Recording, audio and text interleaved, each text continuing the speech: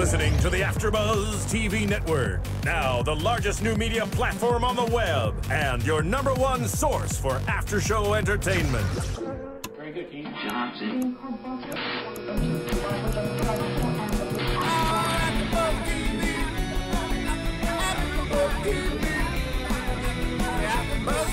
The AFTERBUZZ Studios in Los Angeles, California. Presented by Maria Menounos and Bing.com and streaming live thanks to Akamai Technologies. This is AFTERBUZZ TV's Basketball Wives LA After Show. We'll break down tonight's episode and get you all the latest news and gossip.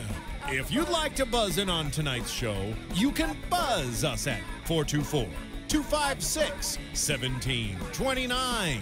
That's 424-256-1729. And now, another post-game wrap-up show for your favorite TV show. It's AFTERBUZZ TV's Basketball Wives LA After Show. They're playing basketball. We love that basketball. We got a new theme song, you guys. Bing is for doing. Oh, here we go. We're jamming now. Get it, get it, get it. Bing is for doing, and we're here doing another great after show on AFTERBUZZ TV. This is the after show for Basketball Wives LA Season 2, Episode 8, and we're going to call this one The Fight That We Didn't Get to See, because all we seen was messed up hair, nails on the ground. It was a mess. I'm your host, Fallon Mercedes, and my lovely co-hosts are here with me. We have Rebecca. How are you? Hi, guys. How are you? And Spicy Marty. What's up? Keeping it sizzling, y'all. And you guys watching at home or on AfterBuzzTV.com, Lauren will be live chatting with you guys. So if you have any questions, you can either chat with her or what's the number to call in again? I should have it memorized by now. 424-256-1729. There we go. Spicy got it under control. So you guys can call and chime in because we have so much to talk about this episode. We are all so excited because, not finally, but we've got some juicy stuff here. Rebecca, what did you think of everything that went on today? Well, you know, I didn't expect it.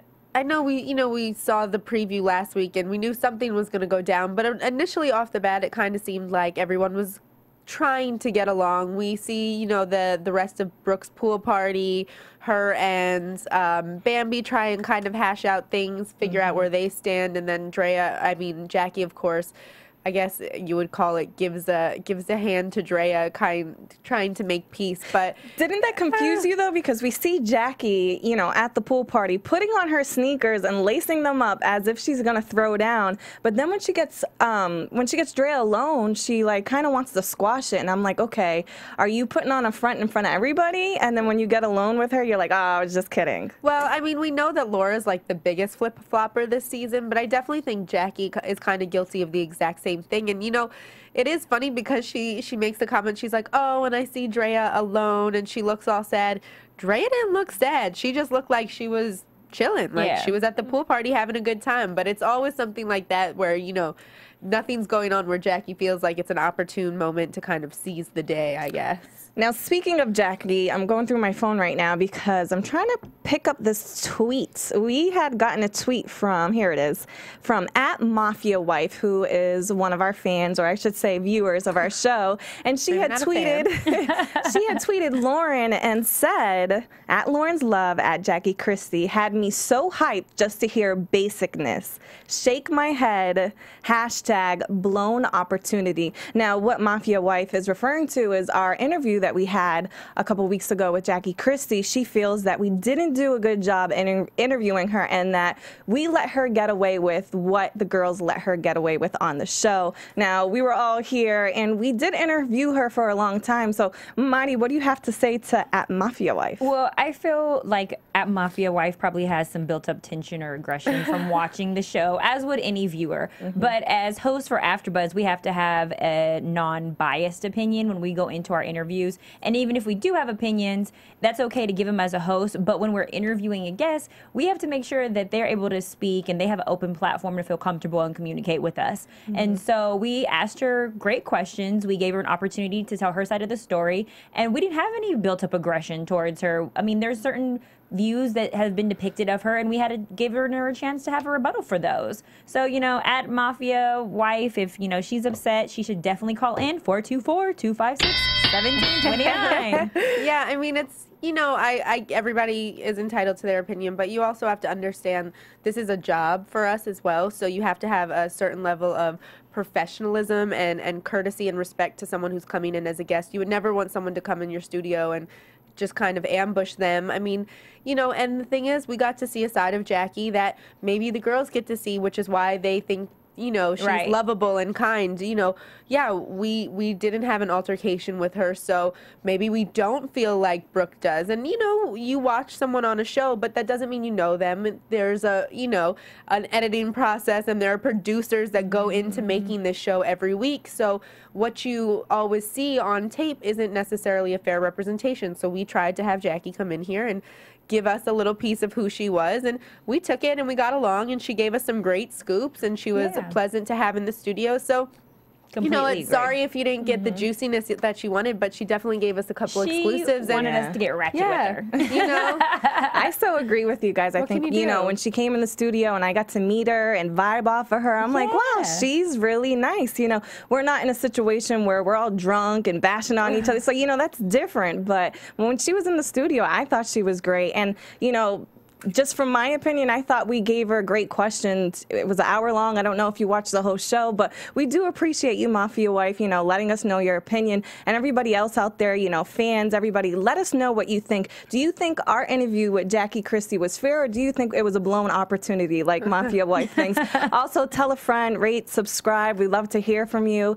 And yeah, that was a very... And, you know, there's no such thing as blown opportunities. The bottom line is we all come in here every week and talk about the show because we love it and we're fans of it.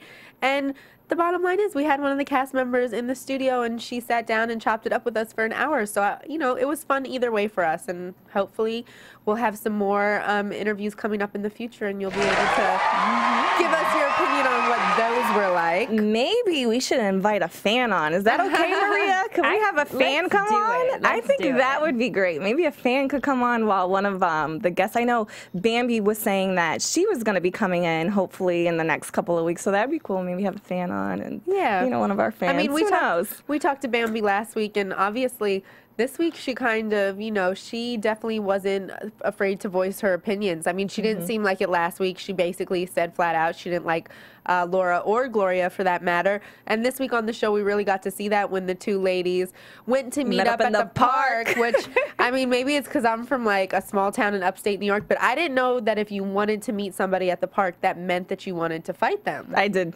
I did. I did not know that. I'm from Boston. I don't know if that has to do anything with it, but I knew. Just, hey, you, me at the park, 5 o'clock, like you just one-on-one. Like sometimes me and Mari, like I'll say, hey, do you want to go to Runyon? That's like kind of like a park, you know, but I don't think. Shoes at Starbucks. I don't think she's Make sure your tennies are on, your hair's back, no big earrings. That's news to me. I was like, oh, they're going to take a nice little brisk walk in the park. I thought that was like girl time for them to talk. You guys didn't know Bambi's kind of hood? Like, that's just how. Well, we know she's hood, but I just didn't know meet me in the park meant I'm going to fight you. I didn't know that either. I mean, I know in my high school experience, if they said meet me at the taco shop, now that was, you're about to scrap. I've been a part of that. I have witnessed fights at the taco shop. I guess it depends where you come from. It depends where you meet. Yeah. If someone asked me to go to the taco shop, I think we were going to get some bomb tacos. But I come hungry. I'm not ready to fight.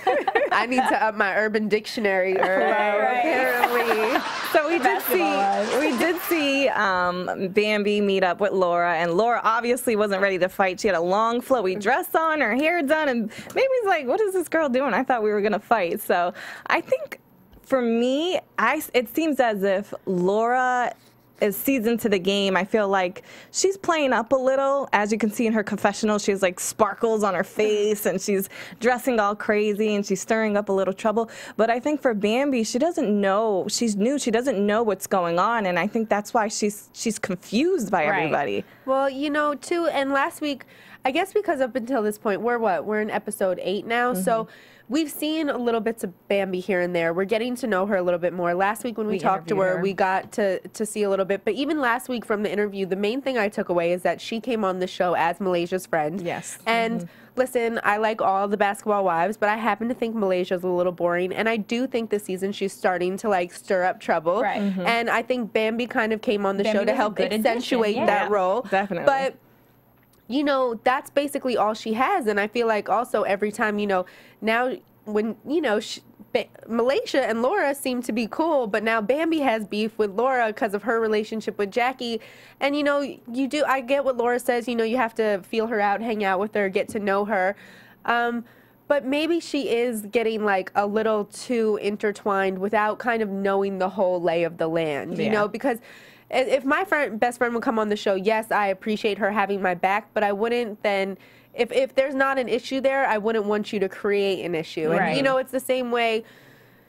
She came on the show with an issue with Brooke, so if anyone I expect her to have an issue with, it's going to be Brooke. Right. It's not going to be like, you know, let Laura flip-flop. I mean, her and Jackie said they've known each other for like 12 years, so obviously, you know, they're going to come out of this still with a relationship. In Bambi's defense, though, she said she keeps it real and she doesn't appreciate people who don't. And so I appreciate that. The reason that she has an issue with Laura is not just because of her previous experience with her, you know, friend Malaysia. Yeah. It's more because she sees somebody who's saying that they want to be her friend talk behind somebody else's back who they call a friend and has them all confused. You came to her wedding in drag, like you're going to Runyon Canyon hiking with her, and you forget to mention the real reason that Bambi has a problem with you. Yeah. She's trying to make it seem like because she said I'm fake and I do too much. No, it's because you talk behind Jackie's back. Listen, and I get it, and Laura does. We've said it. The cast has now called her out. Laura's been flip-flopping all season. But at the same time,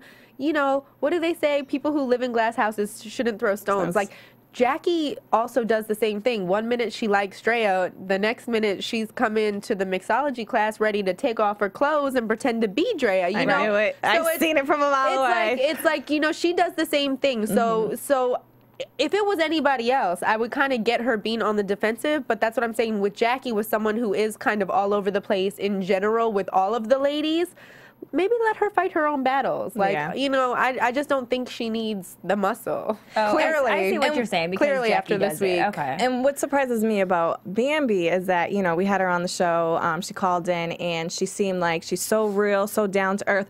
But why did she really show up to Brooke's birthday party? She had, you know, she comes across like, I have a problem with her. So why would you show up to a party that isn't for you? It's for the person that you have a problem with. And you show up empty-handed. I thought at least she was going to be like, here's a bottle of wine or something. To me, that seemed fake. Well, we asked her on the show when we were interviewing her last week. We said, why would you do that? Because if somebody did that to you, you would be living. She's like, oh yeah, I would kick them out. They wouldn't be welcome. But yep, you know, I'm hood and I went to her party uninvited. I don't care. That's just me. And she said she was going, you know, because she doesn't trust him, so she wants to be there to have Malaysia's back. No, I think she was trying to stir up some stuff too. I mean, honestly, she wanted to be in the mix and didn't really care if she was creating more drama. And see, that's where I get the confusion, because she's calling Laura a bully, but then she's sitting there trying to stir up drama, and it's just like, well, if you're trying to stir up drama, then you're being a bully too, showing up to your enemy's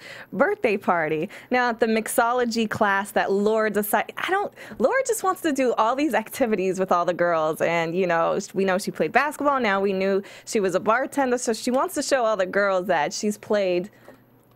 We want to show all the girls that she's played, not played basketball, that she was a bartender. Right. So she has the girls come over to the bar, and we see Bambi confront Brooke. No, we see Brooke. Who is it? Brooke confronted Malaysia. And then Bambi had stood up and kind of was like, okay, I got Malaysia's back. But it just started getting all confusing, because to me, from the phone call, if you guys remember, she was in the shoe store and Brooke had called her, hey, are you coming to the party? And she was like, is your ex-boyfriend going to be there? And it just, to me, she was acting shady. And it was because she was with Bambi. Now, she was instigating. She was instigating. And then when she was in front of Brooke, I'm like getting confused. She just seemed like she wasn't instigating. She was like trying to squash it. And it's just like, now I'm just thrown off. I feel like, okay, everybody's saying they're not trying to instigate. Everybody doesn't want any problems, but I feel like everybody's instigating and everybody's causing drama. And it's just like, do you ladies understand what's going on, or are you guys just as confused as I am? Yeah, I mean, it was definitely. It was a little weird because, you know, you would have thought, and I guess maybe because she addressed Bambi directly, the beef with Bambi at her birthday party for Brooke, but it was weird that she took offense to the phone call but waited for the Mixology event to address it. You know, it seemed a little delayed, and it also, I mean, and they were a little cut happy clearly, as we saw, because we didn't see the fight, but maybe we didn't see, it seemed like Malaysia walked right in and she just went for it, which, I mean, you could have at least let her sit down and have a drink first, so you were both kind of on the same level. Well, when she went to go hug her, that's what initiated the, you know, conversation, was because she went to go hug her, and Brooke was like, I'm not going to be fake, and I'm not going to hug this girl. Like, Malaysia, I don't like the way you handled the situation. And two, also, I think that the reason that Brooke probably didn't confront Malaysia at her birthday party is because she already had a deal with Bambi. So dealing with, you know, she didn't really want to fight at her birthday party. One problem at a time. Right, so one problem at a time. But she also is a little bit more cool with Malaysia than Bambi. So I feel like everybody addresses things at the wrong time anyways and never in private. But she took the opportunity to keep it real and be like, I don't want to hug you. I'm not going to be fake. Like, let's address the way that you just popped up at my birthday party with someone you know I don't care for. And I feel like Bambi standing up wasn't wrong. She had her friends back just like any one of us would if someone was trying to punk our friend. And that's how she felt at that moment. Bambi didn't jump in. She didn't have any words. She was just listening. And she, you know, she didn't go to blows or anything like that. She was just taking it all in and seeing, you know, what Brooke had to say to Malaysia. And I don't think that they conducted themselves in any, you know, bad way or anything like that. I thought that, you know, they just, and then they made up, and Jackie started instigating stuff, trying to get in on the mix. So I was like, Jackie, where are you coming from? Like, you and your trench coat? Like, before we get into what is kind of the meat and potatoes of this episode, we also have to remind you guys that here at AfterBuzz, we're fully in the swing of our fall schedule, which means we have after shows for over 55 shows that are on TV. So if Basketball Wives isn't your favorite show, but you have another favorite show, chances are we at AfterBuzz have an after show for it. So you guys should definitely stay tuned in, because with 55 shows, we basically got you covered straight across the board. Yes. Gotcha. Now, let's get to the Mixology event, because that was the craziness. Let me say this. So when Jackie walked in, I knew it. That trench coat, I was just like, she is going to whip that off. And those tacky stripper boots, I just knew something was up. And then when Drea walked in with her black curly hair and her long nails and her iPad, and what killed me was the water bottle with alcohol. I was dying. She was like, I adore you.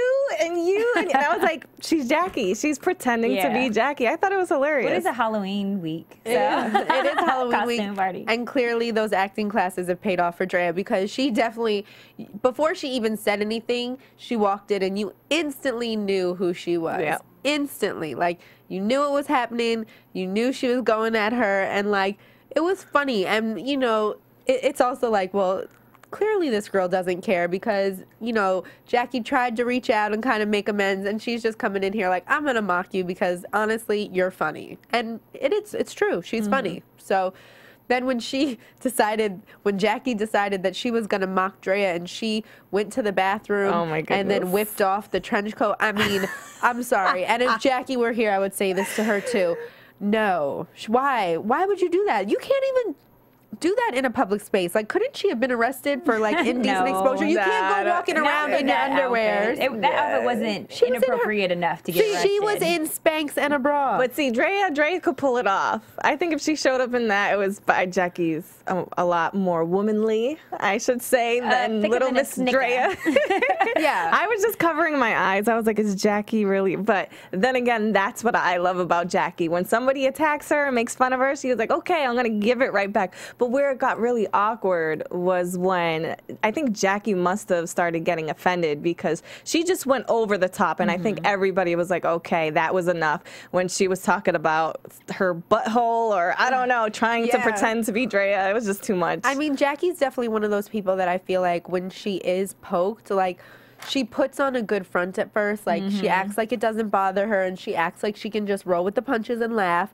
But it really gets to her. And then once she is her, and, like, she kind of, it goes from hurt to angry, and then she just starts to kind of, like, she goes for the low blow. She does. You know, the low blows. The last time her and Drea got into it, the first thing, you know, she was dropping, calling her a hoe every chance. And once again, basically, she just insinuates that she's a hoe, which, I mean, is neither here nor there. But, you know, it was funny. I just can't believe, and only because, like, Jackie is a mom. She's got grown daughters. Like, if my All mother, of them have kids. yes, I know, but if when my they're mother grown was on a watching, reality show and my mom is like trying to get at some little 25-year-old girl, and my mom goes as far as like whipping off her trench coat to be in her Spanx and her bra in a public restaurant, like, there was one shot in the show where the bartender's in the background, and you could just tell, like, he is mortified. Like, and that would be my response, too. I'd just be like, no, like, I love you, Mom, but, like, stop. You're embarrassing yourself at this point. See, like, and I think, and that's how I felt for Jackie. Like, you just embarrassed yourself a little bit, and then you took it to, like, a whole nother level, and what looked like got your weed snatched out. So I don't know. I wish we knew what would happen with that. I think we get a glimpse of that because when we see a preview to the next episode, we see her with a therapist and her daughter is like, see, we don't agree, forget it. And you can see there's tension between her and her daughter. And her daughter called her fake. Yeah, and as many of the girls on the show do. And I think, you know, being on the show, I feel like it's adding to whatever problems they may have already had, or it might have been the cause of all these problems because maybe she's embarrassed. She's an adult. She doesn't want to see her mother on TV like this. So, you know, going back to, you know, them making fun of each other, the girls don't even know. Laura's confused. Gloria is just sitting there quiet. Like, what did I walk into? But then all of a sudden we see Jackie pull out her pepper spray can. And that's what set Brooke off. And Brooke's like, no, I don't play that. You don't need to be putting that. If you're going to hit Drea or that's going to go off, we're going to be fighting. And I think Jackie didn't realize how over the top she went. She went too far when it was pulling out a weapon on the table. Yeah. I mean, that's used as a form of self-defense for killers or rapists or anybody trying to cause harm to you. You cannot just pull out pepper spray and expect people to remain calm. And Brooke has already told her, I'm going to get in it if you touch Drea. That's my friend. You're going to have to deal with me too. So she should already know what she's getting herself into coming in there, starting mess. Yeah. And that's the thing, like, why I don't ever really feel sorry for Jackie is because she went in there and she said it in the confessional. Like, Drea came in there dressed as her, like, looking to make fun of her. And she went in there dressed as Drea, looking to make fun of her. And neither of them knew about it. Whether or not I believe that or the producers said this is what's going to happen on this day is a whole nother story. But regardless, both said they had no idea. So Jackie knows she's going there with the intention of a joke, but stirring up some mess. And then she, like, that's when it's like, you know, it's so premeditated, and you know it's like, it's so, like, she wants to take it to that point because you're pulling out pepper spray, which is, I mean, I don't have pepper spray. You know, I'm from New York. I lived in Harlem. Like, I was by myself. I never walked around with pepper spray. So I mean, when we had a bunch of ladies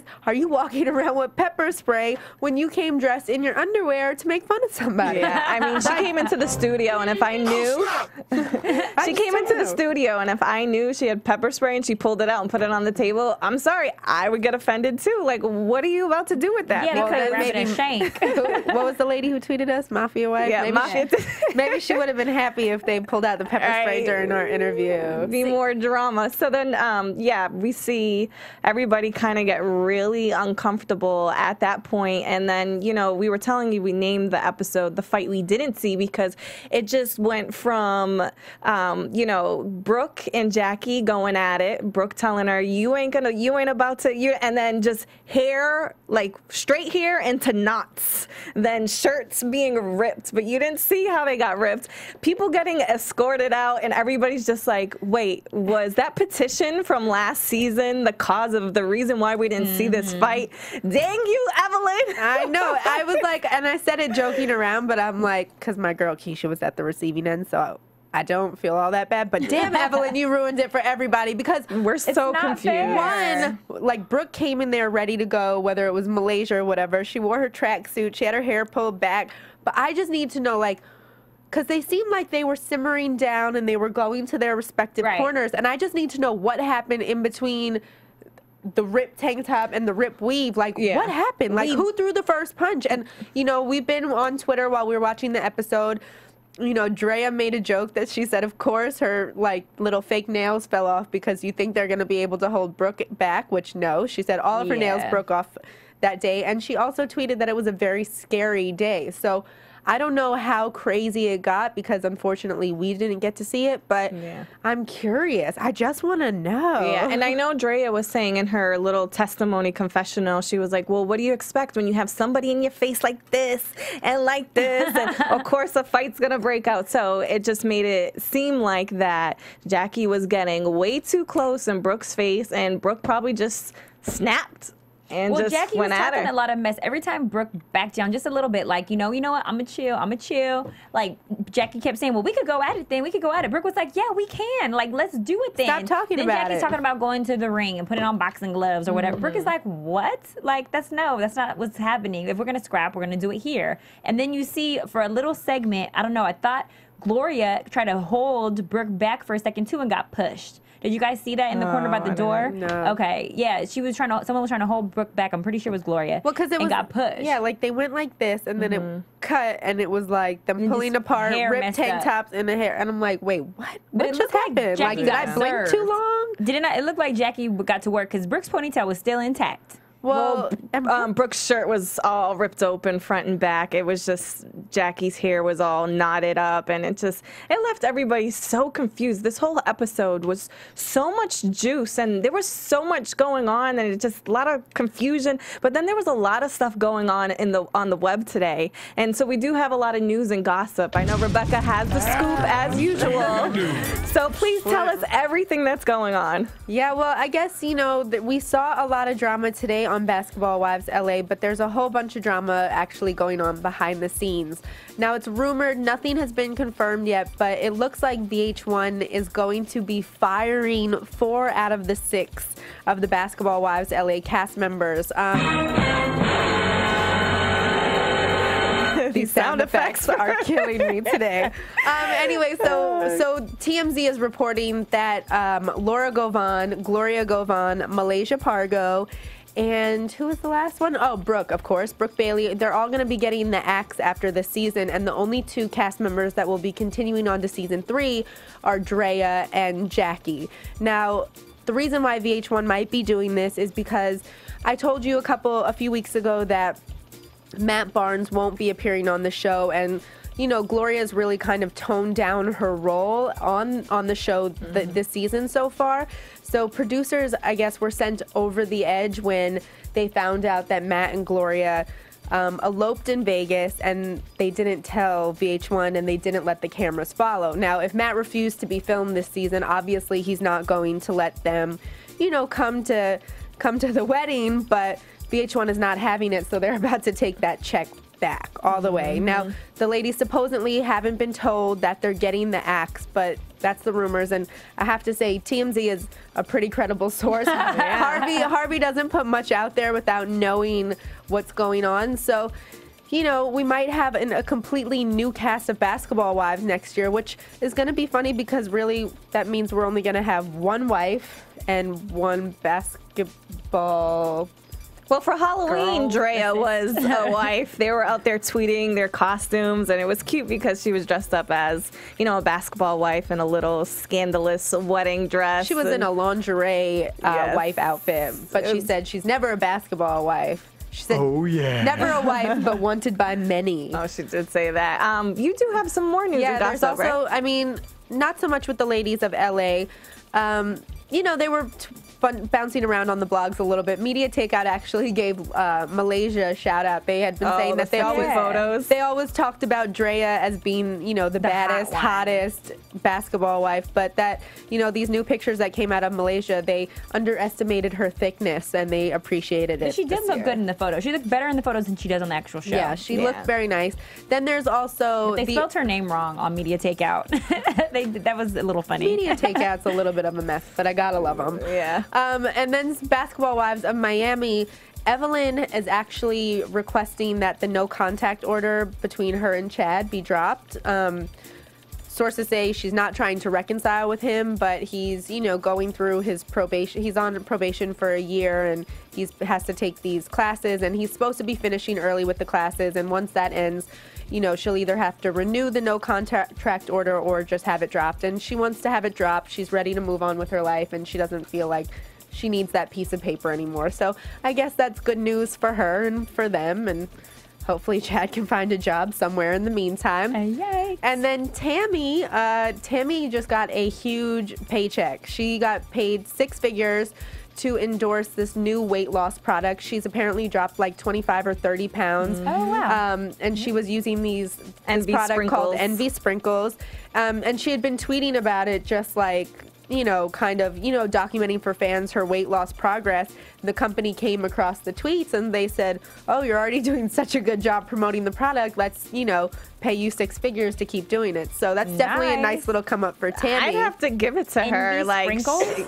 from really Basketball Wives to can get 'em 6 at Walmart. figures just for losing weight. I bet you the next person that's going to get an endorsement deal is probably Evelyn. She has great abs. She's been putting it on her blog, how to get her sexy abs. And she's been promoting this new pH water, whatever it is, that's been controlling her appetite. So I think she sees what Tammy's doing. Is like, I'm about to get on board too. I'm going to get a nice little check. The thing that's funny though is the plan.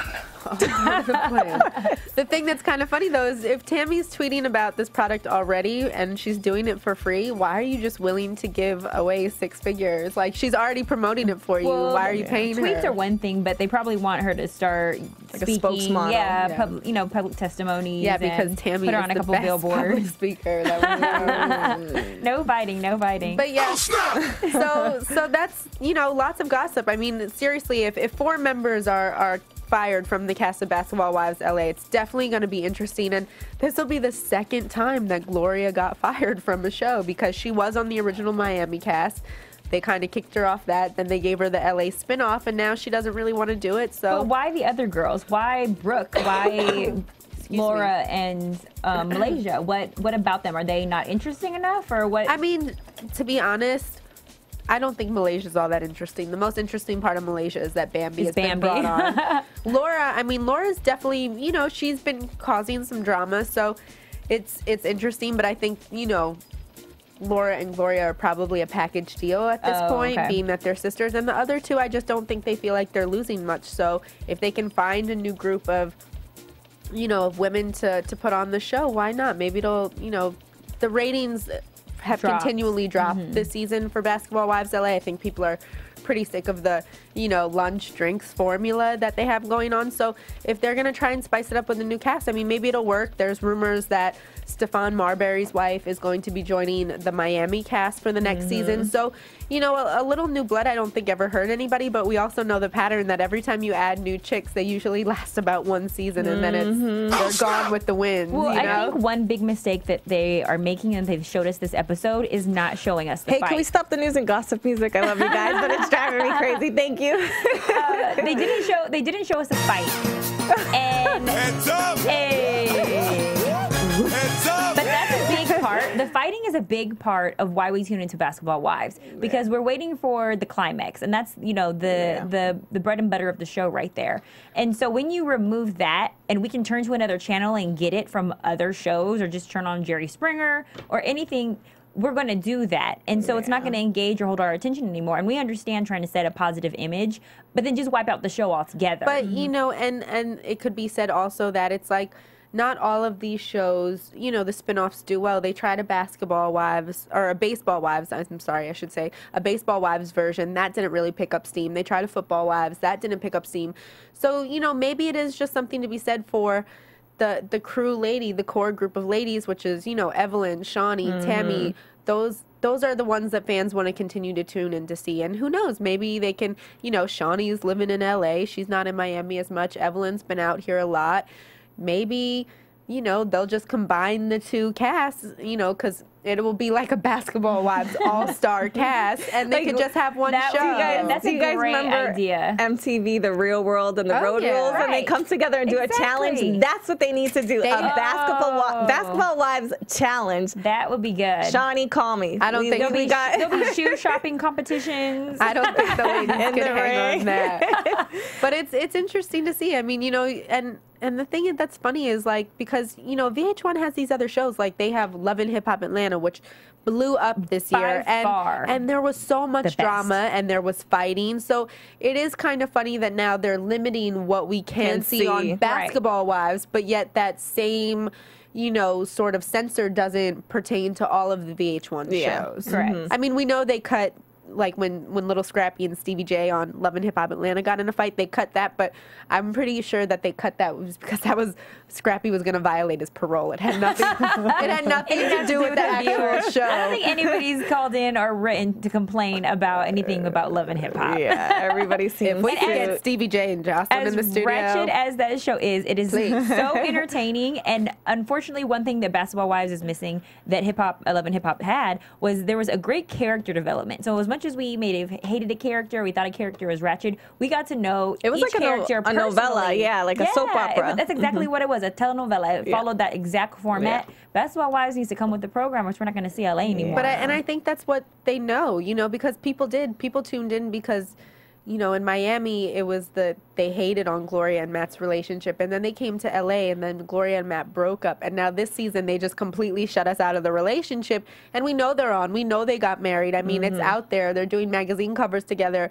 But, like, why can't we see that? You know? And I don't know, maybe he's taking a cue out of his teammate Lamar Odom's book. You don't want to get cut. You know, they just feel like it's bad for business Basketball Wives, which I get, but then that should be a conversation you and your girl have before she signs on to play a basketball wife on the show, because you do want to see these relationships play out. And, you know, we see Jackie and Doug, but to be honest, they've been together, what, 20 plus years? We know that they're a solid couple and that nothing's going on. So it's like, I would, you know, as a viewer, I would like to see some of, like, not just the relationship between the ladies, but some of their outside stuff. Like, who's Drea dating? We know Drea's dating somebody. Bambi told us she's dating somebody. Who is it? She wouldn't discuss. Yeah, even Malaysia, we don't never really see her husband at all. And sometimes I forget she's married. I'm like, with kids. Exactly, exactly. And then you see a little snippet of Brooke and her kids, but it's like you want to see that other side because that is part of it. And at least Jackie, for whatever, you know, say what you will about her, at least she opens her life up and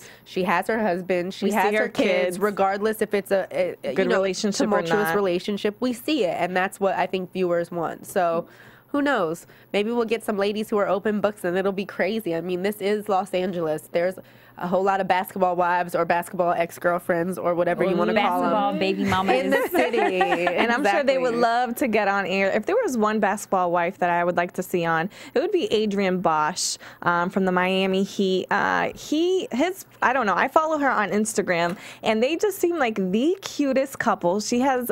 Yeah, she seems like the best beard ever.